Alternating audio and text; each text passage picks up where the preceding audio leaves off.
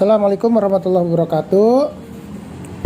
Selamat pagi semuanya anak-anakku sekalian yang Bapak cintai. Mudah-mudahan semuanya diberikan kesehatan oleh Allah Subhanahu wa taala dan diberikan perlindungan dari segala wabah dan penyakit. Anak-anakku, pada hari ini Bapak akan menyampaikan tentang surat pribadi dan surat dinas. Ada beberapa hal dalam surat pribadi dan surat dinas. Perbedaannya itu, tapi sebelum masuk ke materi, mari kita sama-sama berdoa terlebih dahulu. Berdoa dimulai. Berdoa selesai? Anak-anakku, kembali ke materi bab 7 untuk Mat Bahasa Indonesia kelas 7 semester genap tentang surat pribadi dan surat dinas. Kompetensi dasarnya mengidentifikasi informasi, kemudian menyimpulkan isi. Nah, ini sementara itu aja dulu. Mengidentifikasi informasi yang ada dalam surat pribadi ataupun surat dinas. Keperluan, permintaan ataupun permohonan dari suatu lembaga atau individu. Kemudian kalian bisa menyimpulkan isi kabar, isi dari surat tersebut, baik secara lembaga, kedinasan ataupun secara pribadi. Baik anak sekalian, kita lanjut. Dalam surat pribadi ada beberapa contoh, ada di halaman 244. Nah, ini surat pribadi contohnya. Nah, surat cinta untuk Bunda. Nah, ini untuk orang tua kita nih. Memperingati Hari Ibu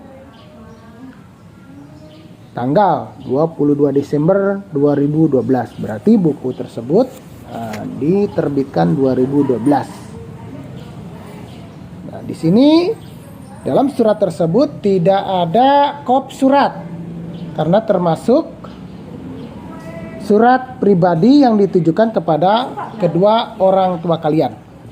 Kemudian di halaman 245, maaf tadi salah, bukan 100. Nah, ini ada surat pribadi lagi. Nah, ditujukan kepada Bapak Presiden yang terhormat.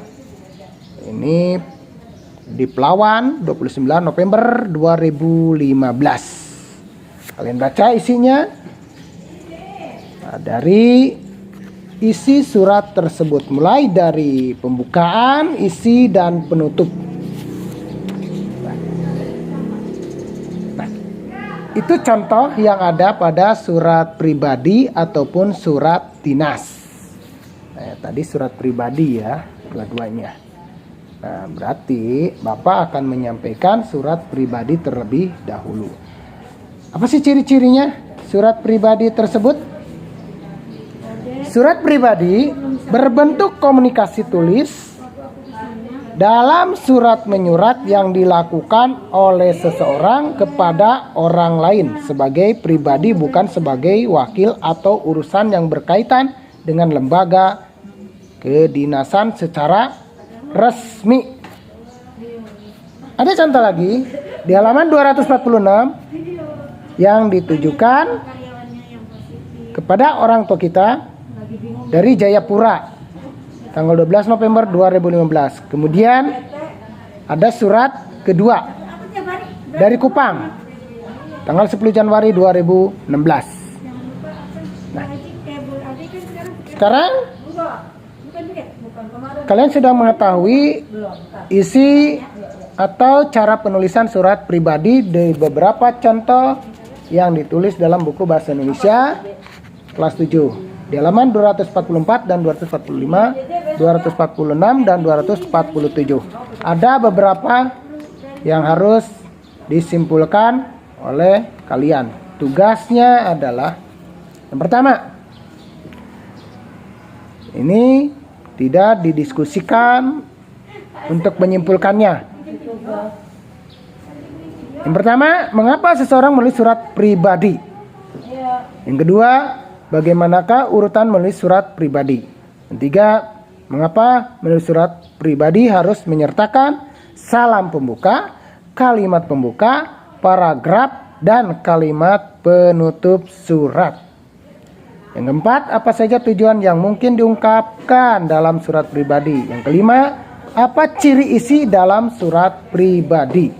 Itulah yang harus kalian simpulkan secara individu dan tidak didiskusikan. Silakan kerjakan, dan apabila ada pertanyaan silakan japri ke Bapak melalui Messenger atau WA, dan baca bab 7 tentang surat pribadi. Untuk surat dinas nanti kita fokus ke surat pribadi terlebih dahulu. Untuk itu, kalian setelah menyelesaikan tugasnya kirim ke GCR untuk kegiatan minggu ini. Dan Bapak akhiri, mari kita sama-sama berdoa kepada Allah Subhanahu wa taala supaya kita diberikan kesehatan selalu oleh Allah Subhanahu wa taala, dan salam kepada kedua kalian, selalu semangat dalam belajar.